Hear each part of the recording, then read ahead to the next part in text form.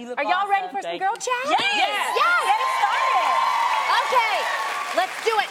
First up, do you guys remember over the summer when Playboy model Danny Mathers Snapchatted this photo of a woman in a gym locker room? Mm-hmm. Remember that? People were absolutely outraged at her post and took to social media to air their concern. Now, months later, Danny is back on social media saying she takes full responsibility for what she did. I like that she did that. Yeah. True. But here's the thing. We always talk about Danny Mathers and that photo she posted. We never talk about the poor woman who was the subject of that Snapchat shame. Mm-hmm. Shaming like this can actually stay with you for a long time. Yes. Have you guys ever experienced shaming like this that kind of just sticks to your bones? All the time, God, right? Yes. I think you always grow up with somebody saying something because you don't picture what looks different about you. You don't picture what looks wrong about you until somebody else points out that buck tooth or, you know, for me it was those skinny legs. I'll never forget this kid named Fernando who really, if we really think about it, he didn't have good hair. But he used to tell me, like, your legs look like chopsticks. Can you eat with those chopsticks? You can walk yourself back to China. Oh, my goodness. And I obviously there's racial things in there too, but like, it really, I compared my legs from then on always to other women, and it really bugged me. And then later on in high school, I'll never forget this one boy named Chris Nguyen at Milpitas High School. He was a senior, I was a sophomore, and he just said in front of all these people, we're sitting at a party, and he goes, "Dang, Jeannie, you got some really nice legs." And it switched. That one compliment.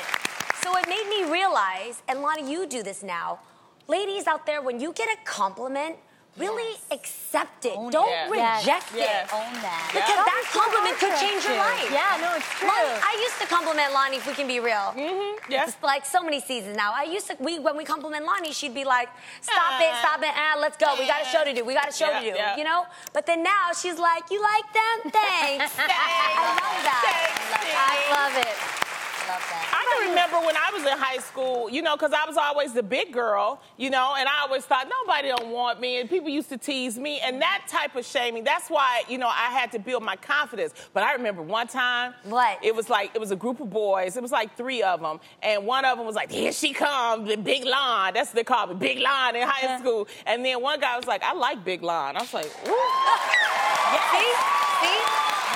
It's that one person. And that changed my whole attitude because I was like, but then I started realizing that it has to come within me. For sure. I can't wait for people to validate me. It has to come in me. That's very true. I can remember when I was younger, fun fact about my sister and I is we actually used to dance. Like I can tap dance, I can hip hop, I can jazz. But one of the things that dancers would always recommend to my sister and I is try ballet because when you do ballet, that's when you learn, you know, how to be graceful. Mm-hmm. Well, I remember taking this one ballet class and there was this teacher, he wasn't very nice, and he told me to plie. Plie is when you know, you kind of like squat a little bit, and he told me, you should be sticking in your butt. And I said, I am sticking in my butt. It just happens to be, you know, that big. And then he said, you know what, you're not fit to be a ballerina dancer. Oof. And you guys, I carried that for a very, very long time, that I actually used to cover my butt with my hands when I walked. And I remember my mom was like, girl, what are you doing? And I said, Mom, I'm just a little bit, you know, self-conscious about my behind. And she said, no, honey, you got body. Okay. You need to own that. You have curves, and that's a beautiful thing. I love that. I think, you know, body shaming actually didn't happen for me until I was older, until recently on this show, if I'm honest, you know. With obviously I turned 30 and gained weight, and people really seem to have a major issue with it, calling out everything from, oh my God, literally under our even the Real Daytime's Instagram, one of the pictures, I think it was what I thought was a nice picture of us, they're like, what the heck is Adrienne eating? Like just these constant comments about my weight. And it sucked. I mean, I had never dealt with anything like that before. I weigh 110 pounds. I never thought that was like, oh my God, why is she so fat? And like, you guys know what. You read it. Come on, don't act like you didn't read. People think don't I'm act so like you guys didn't hear that I got fat. You didn't hear about it?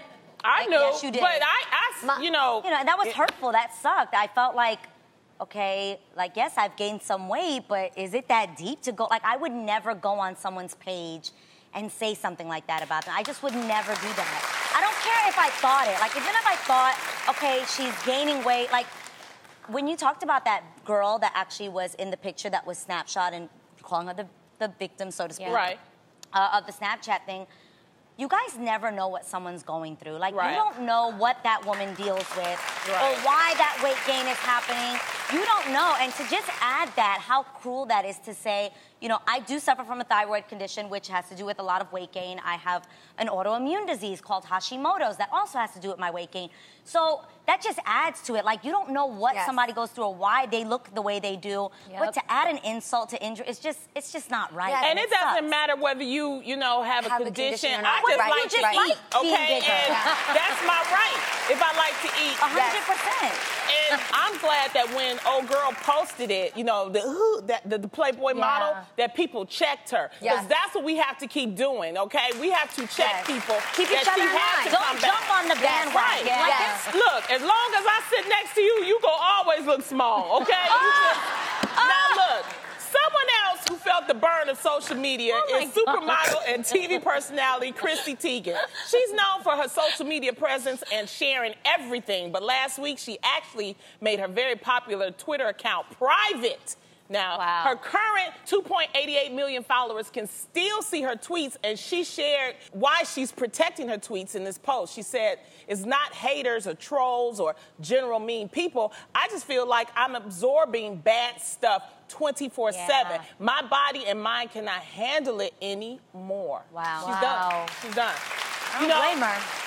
Right? I just think she's taking a break, because I know Chrissy. Chrissy loves sharing it, but sometimes you do have to take a break from the hate. That's what you have to do. Do you guys ever take a break? I know I detox from it at least once a month. And actually, I thank God for my husband, because he can see when I'm kind of like going through it. Because you guys, in all actuality, as many times as you train yourself not to look at the comments and like be affected, we're still human. Yes. Do you know what I mean? Like we care. So what I do when it's starting to affect my spirit, I just step away from it. You know how you have an app on your phone? I just delete the app, and then whenever I'm ready, you come back. I come back again. That's good. I definitely did that. And like I said, sometimes having someone that isn't so into social media, like Israel does not care. Like, I have to be the one to be like, babe, it's been months, you probably should post. Or he'll be like, babe, you think this is what... He does not... I love that about him. He does not care what other people think. He doesn't live in that world of social media posting selfies. Oh, how many likes you get. He doesn't care, and I thank God that that's rubbed off on me. And when we do things with my family or we go on trips, we say no phones. We just literally put our phones away. I went on family vacation this summer. I literally did not have my phone. Like, I did exactly what you said. I deleted my social media apps, and I was able to receive personal text messages from people that actually know me and love me.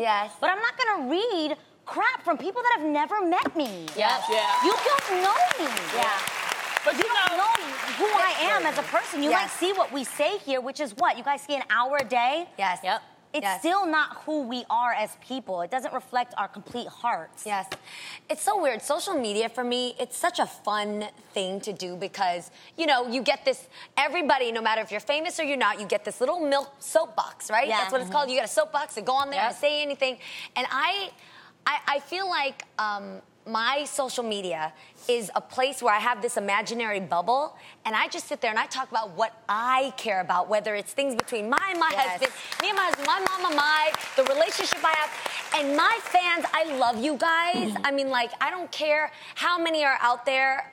It's just important that you and I get a joke and you and I get a tickle, and we get each other, and that's it. And that's all that matters to me. And everybody else, I just block and delete right off like that. Because it's my bubble. It's my account. I don't care what you think. You don't like or follow me anyway. But you feel sorry for people that, especially that are coming new to social media. Like my friend, the wonderful actress and comedian Leslie Jones. I mean, she had a terrible time this summer because she was one of the co-stars in the movie Ghostbusters.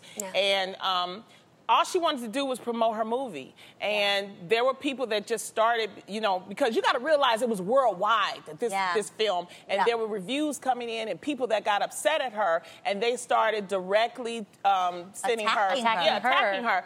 And I told her, I said, girl, look, when you are new to social media, you always, I call it, you know, 3 steps of social media shock. The first shock is going to be like, you know, you were shocked that somebody would have the gall to say stuff to you, you know.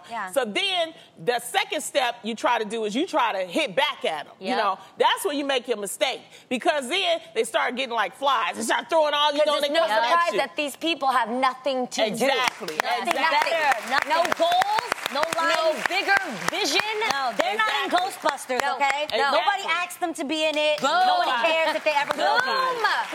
So then that third step is that you start to ignore them. But she even took it further, because there was so many, like, it was a lot of tweets about racial overtones, and it was just really, it was like just hatred, and also threatening, that she actually got some of the people banned from Twitter. And sometimes that's what you have to do to make these people stop the hate, because it's no need for you the can't hate. play nice in the sandbox. Get out. Jeannie, you taught me something. You taught me that you are actually in control of your platform. That's right. Yes. There's actually a new feature on Instagram, which I love, and Lonnie, you taught me. Yes. You can actually put certain words, say any negative word that you don't want in your comment section. You can put that word there, and it'll never show up. Yes. It'll never show up on your comments. It automatically blocks that person from actually writing something.